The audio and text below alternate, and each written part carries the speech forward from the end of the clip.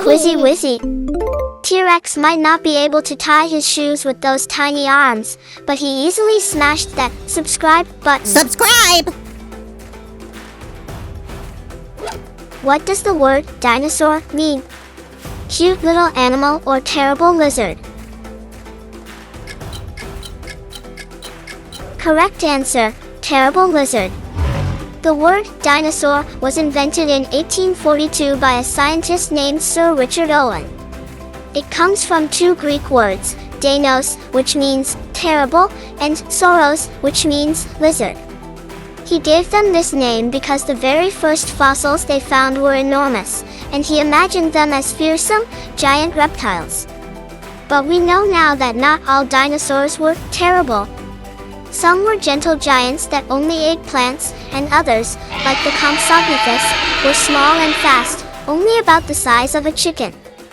If a dinosaur could hear us call it terrible, it would probably say, "Hey, I'm not terrible, I'm just terribly big." What did the huge Diplodocus with the very long neck eat? Grass and leaves or fish? Correct answer, grass and leaves. Diplodocus was a sauropod, a type of long-necked, four-legged dinosaur. Its neck was so long, up to 20 feet, 6 meters, that it could reach leaves high up in the treetops that other dinosaurs couldn't get to.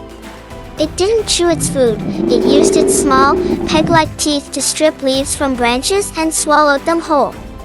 It had to eat hundreds of pounds of plants every single day just to keep its massive body going. That's like eating an entire salad bar, including the tables. A Diplodocus probably never had to ask someone to pass the leaves at the dinner table. It could just reach across the entire forest. Which dinosaur was the biggest and a very, very fierce predator with huge teeth? Tyrannosaurus rex or Stegosaurus? Correct answer, Tyrannosaurus rex. The Tyrannosaurus rex, or T-Rex, was the undisputed king of the predators. It was huge, walking on two powerful legs, and had a massive head. Its mouth was filled with over 50 sharp, serrated teeth, some as long as a banana, which it used to crush bone. Other dinosaurs were rightly terrified of it. It had a bite force stronger than any other land animal we know of. The only thing about the T-Rex that wasn't scary was its tiny arms, which were so short they couldn't even reach its own mouth. You would never want to play tag with a T-Rex, because it would always be it.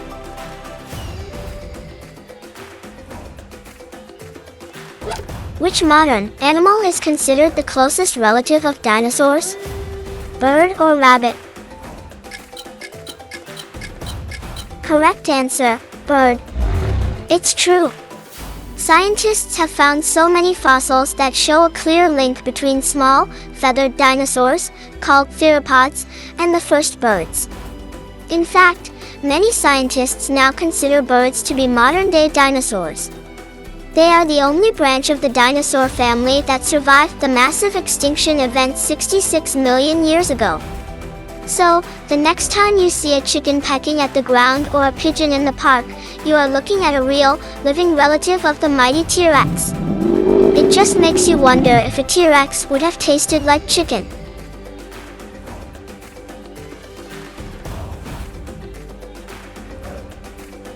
What did dinosaurs lay to have their babies? Cones, like trees, or eggs, like birds and turtles? Correct answer, eggs, like birds and turtles. Dinosaurs, just like modern birds and reptiles, laid eggs. After some time, tiny baby dinosaurs would hatch out, just like little chicks. Paleontologists have found fossilized nests all over the world, showing how dinosaurs raised their young. Some mothers, like the Maiasaura, which means good mother lizard, were very caring. They built large, circular nests out of mud and would protect their eggs and bring food to their babies after they hatched. Finding these eggs is a treasure that helps scientists see what baby dinosaurs were like. This just proves the age-old question, which came first, the dinosaur or the egg? Which dinosaur had 3 horns on its head? Triceratops or pterodactyl? Correct answer, Triceratops. The Triceratops is one of the most famous dinosaurs. Its name literally means 3-horned face. It had 2 long horns above its eyes and 1 shorter horn on its nose. It also had a huge, bony frill or collar around its neck. Scientists believe this frill was used for 2 reasons: to protect its neck from predators like the T-Rex, and also to show off to other Triceratops, like a giant, fancy costume. It was a tough, plant-eating tank. If a Triceratops and a T-Rex got in an argument, the Triceratops would always win because it could make 3 good points. Which dinosaurs could fly? Pterosaurs or all dinosaurs? Correct answer, pterosaurs. This is a bit of a trick question. Pterosaurs were the masters of the sky, but they were not technically dinosaurs. They were a separate group of flying reptiles that lived during the same time. They had large, leathery wings supported by 1 very long finger. They ruled the skies while dinosaurs ruled the land. Some were as small as a sparrow, while the biggest, like the Quetzalcoatlus, was as large as a small airplane. A pterosaur was probably the only animal that could see a T-Rex and think, "I'm so glad I don't have to walk."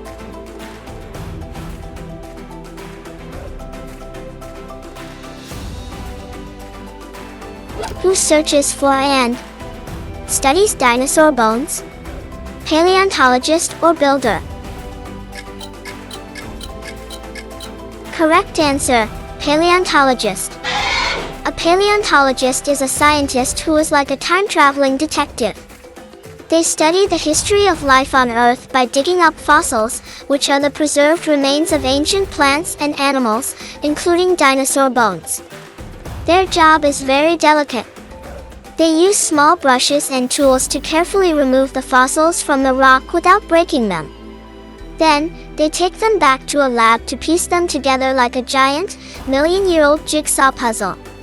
A paleontologist's favorite game is I Spy, but all the things they're looking for have been buried for 100 million years. Which of the following describes where dinosaurs lived? On all continents of the Earth or only in Africa? Correct answer, on all continents of the Earth. It's true, dinosaurs were global citizens. Scientists have found their bones on every single continent, even in cold places like Antarctica. This is because millions of years ago, the Earth's continents were not where they are today. They were once joined together in a giant supercontinent called Pangaea. As Pangaea broke apart, the dinosaurs drifted along with the new continents, which is why we find their fossils everywhere from North America to Australia. This means no matter where you were on Earth, you were probably not far from a dinosaur's backyard.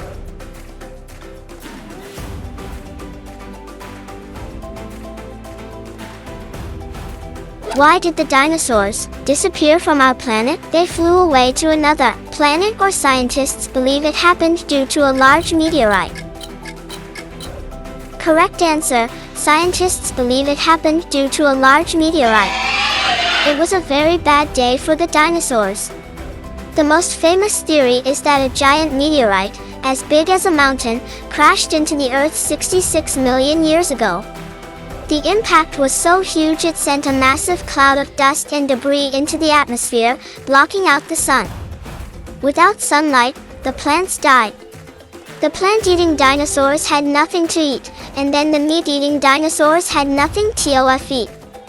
This, combined with a cooling climate, caused almost all the dinosaurs to go extinct. The dinosaurs were basically given the world's biggest game over screen. Don't forget to subscribe and hit the like button.